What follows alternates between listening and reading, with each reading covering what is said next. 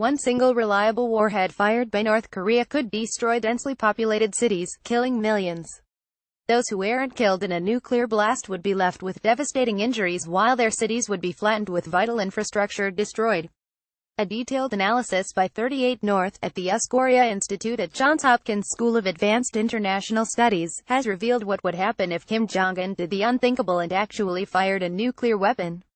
In a hypothetical nuclear attack on Seoul and Tokyo, the human cost of war on the Korean peninsula, Michael J. Zagurek paints a terrifying picture of the damage it could cause.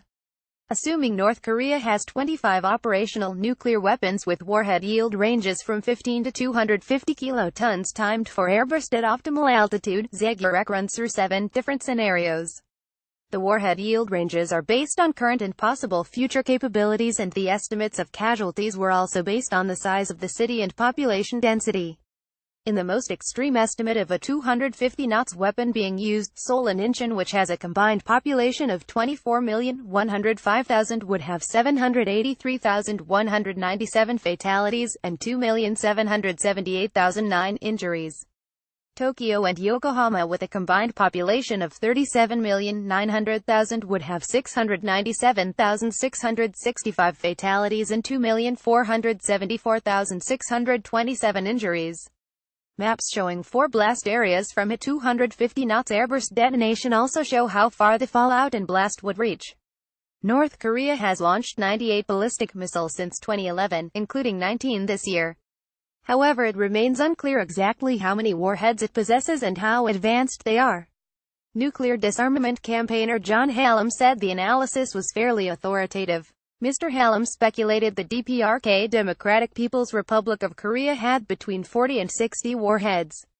He also said he believed it will be a while before North Korea hit its nuclear goals. I'm also inclined to think that it will be a while before they fit a 250 KT warhead to more than 1 or 2 rockets, he said. So 38 North analysis being based to a large extent on smaller warheads is not unreasonable, but the number of larger warheads will clearly rise over time. Mr. Hallam said it was reasonable to assume Seoul and Tokyo were obvious targets, but the analysis didn't include an ability to strike U.S. West Coast cities.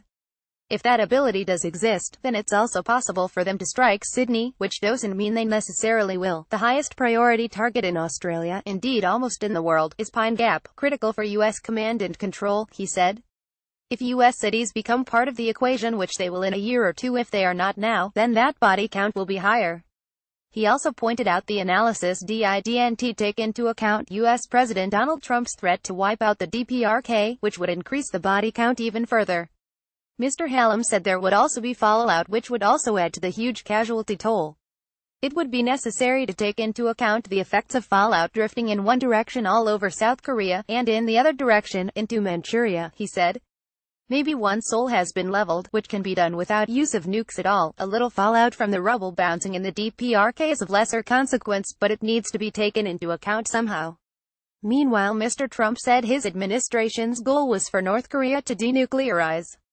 We cannot allow this dictatorship to threaten our nation or our allies with unimaginable loss of life, he said. We will do what we must do to prevent that from happening. And it will be done, if necessary, believe me. The president had been discussing Iran and North Korea with U.S. military leaders and posed for a photo with them before declaring the moment the calm before the storm. You guys know what this represents, Mr. Trump said after journalists gathered in the White House state dining room to photograph him and First Lady Melania Trump with the uniformed military leaders and their spouses.